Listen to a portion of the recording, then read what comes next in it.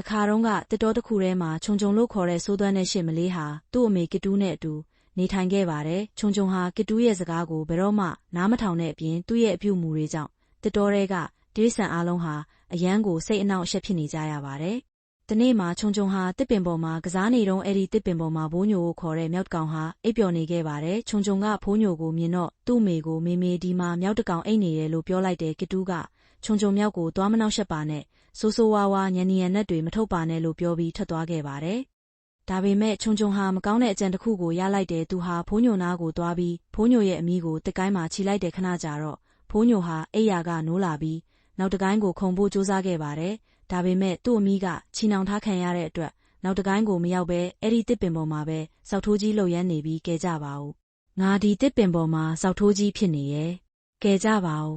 လို့အော်ဟစ်ခဲ့ပါတယ်။မြောက်လေးရဲ့အော်တန်ကိုကြားတော့တိရစ္ဆာန်အားလုံးအဲ့ဒီနေရာကိုရောက်လာကြပါတယ်။အဲ့ဒီမှာတစ်တော်ရဲ့ဘုရင်ဖြစ်တဲ့ဆန်ဆင်းလို့ခေါ်တဲ့ချင်းသေးကြီးကမင်းဘာလို့ဒီလောက်အော်နေရတာလဲလို့မေးလိုက်တယ်။ဖိုးညိုကချင်းသေးမင်းကြီးဒီဆိုးသွမ်းတဲ့ရှစ်မလေးခြုံခြုံကကျွန်တော်အမီးကိုတစ်ကိုင်းမှာခြိထားလို့ပါလို့ဖြေလိုက်တယ်။ဆန်ဆင်းကဒေါသရကြီးနဲ့ဒီရှစ်မလေးဟာတိရစ္ဆာန်အားလုံးကိုစိတ်အနှောင့်အယှက်ပေးနေတာပဲ။ဒီလိုဆက်ဖြစ်နေမယ်ဆိုရင်ဒီနေရာကတစ်ပင်တွေမှာသူ့ကိုနေခွင့်မပေးတော့ဘူးလို့ပြောလိုက်တယ်။ဒီစကားကိုကြားတော့ရှေ့မေကစ်တူးဟာရင်မြန်စွာပဲချင်းသေးမင်းကြီးနောက်တစ်ခါဘယ်တော့မှမလုပ်တော့ပါဘူးကျမအခုပဲဖိုးညိုရဲ့အမီးကိုဖြေပေးလိုက်ပါမယ်လို့ပြောလိုက်တယ်။ကစ်တူးကဖိုးညိုရဲ့အမီးကိုဖြေလိုက်တဲ့အချိန်မှာပဲဖိုးညိုဟာတစ်ပင်ပေါ်ကနေပြုတ်ကျခဲ့ပါတယ်ဆန်ဆင်းချင်းသေးကြီးကကစ်တူးမင်းရဲ့သမီးကိုတေချာဆုံးမလိုက်ပါဒါဟာသူ့အတွက်နောက်ဆုံးသတိပေးချက်ပဲလို့ပြောပြီးကျန်တဲ့တိရစ္ဆာန်တွေနဲ့အတူထွက်ခွာသွားကြပါတယ်။ကစ်တူးကခြုံခြုံကိုခြုံခြုံမင်းဒီဆိုးသွမ်းတဲ့အပြုအမူတွေကိုဘယ်တော့မှရက်မှာလဲမင်းရဲ့ဒီနားမလည်မှုတွေဟာတနေ့ကျရင်မင်းအတွက်ဒုက္ခဖြစ်စေလိမ့်မယ်လို့ပြောပြီ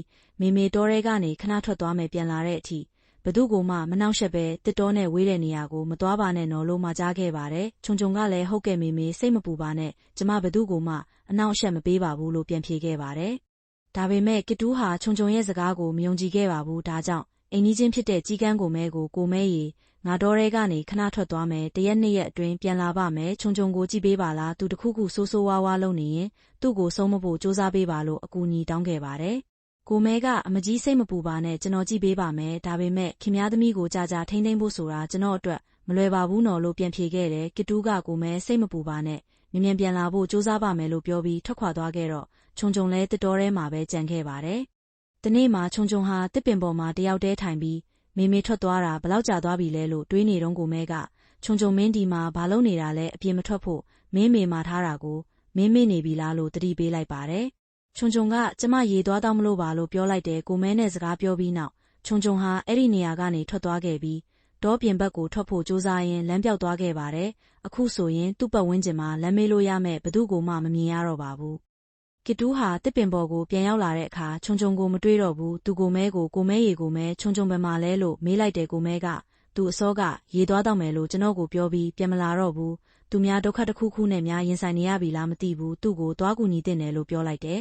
ကစ်တူးနဲ့မိတ်ဆွေတို့ဟာတောထဲမှာရှာဖွေကြပေမဲ့ခြုံခြုံကိုမတွေ့ခဲ့ကြပါဘူးအဲ့ဒီအချိန်မှာကိုမဲဟာကောင်းကင်ပေါ်မှာလင်းယုံကြီးတစ်ကောင်ပြန်ဝဲနေတာကိုမြင်လိုက်ရတယ်ကိုမဲကကြည်စမ်းဟိုမှာလင်းယုံတစ်ကောင်ပြန်နေတယ်သူအစာရှာနေတာဖြစ်မယ်လို့ပြောလိုက်တယ်။သမင်တစ်ကောင်ကခြုံခြုံကိုစားကျင်လို့ဝဲနေတာဖြစ်မယ်ဟေးလို့ပြောလိုက်တယ်။သမင်ရဲ့စကားကိုကြားတော့ကစ်တူးဟာထိတ်လန့်သွားပြီးငါသမီးခြုံခြုံကိုများအဲ့ဒီလင်းယုံကမြင်သွားတာလားလို့ပြောလိုက်တယ်။ကိုမဲကစိတ်မပူပါနဲ့ကျွန်တော်ခုပဲကျွန်တော်သူငယ်ချင်းကြက်တူရွေးနဲ့အတူသွားပြီးစုံစမ်းကြည့်ပါမယ်လို့ပြောပြီးကြက်တူရွေးနဲ့အတူလင်းယုံရဲ့နောက်ကိုလိုက်သွားခဲ့တယ်။လင်းယုံဟာခြုံခြုံရဲ့အပေါ်မှာပြန်ဝဲနေတာကိုသူတို့မြင်လိုက်ရတဲ့အခါလင်းယုံရဲ့ပြစ်မှတ်ဟာခြုံခြုံမဲဆိုတာကိုမဲနားလည်သွားခဲ့တယ်။သူအဲ့ဒီအကြောင်းကိုတောထဲကတိရစ္ဆာန်တွေကိုအကုန်ပြောပြပြီးခြုံခြုံကိုကူညီဖို့ကြက်တူရွေးနဲ့အတူပြန်လာခဲ့တယ်။လင်းယုံဟာအခွင့်ရေးရတာနဲ့ခြုံခြုံကိုသူ့ခြေသေးတွေနဲ့ဖမ်းယူလိုက်တယ်။ဒါကိုမြင်တော့ကိုမဲကကြက်တူရွေးကိုမြ мян အဲ့ဒီလင်းယုံနာကိုသွားဆိုမဟုတ်ရင်သူခြုံခြုံကိုစားလိုက်မယ်လို့ပြောလိုက်တယ်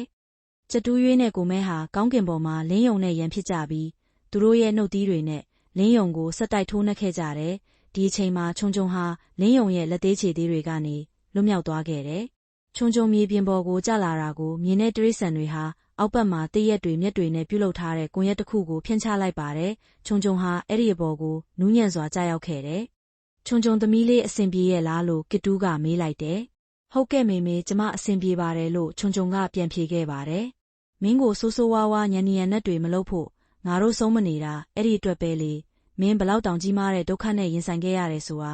မင်းမြင်ပြီလားလို့ဆန်စင်းကပြောခဲ့တယ်ပုံပြင်လေးကတာပါပဲကွယ်ကလေးတို့ရေလူကြီးမိဘစကားကိုနားမထောင်ရင်ခြုံရှစ်မလေးလို့ဒုက္ခတွေ့တတ်တယ်ကွကလေးတို့လည်းမေမေဖေဖေတို့ရဲ့စကားကိုနားထောင်နဲ့လိမ္မာတဲ့ကလေးလေးတွေဖြစ်အောင်နေထိုင်ကြပါနော်နောက်ကိုလည်းဒီလိုကြီးလို့ကောင်းတဲ့ပုံပြင်လေးတွေတင်ပေးဦးမှာမို့ယူရီကစ်ဇုံ channel လေးကို like and subscribe လေးလုပ်ခဲ့ကြဦးနော် see you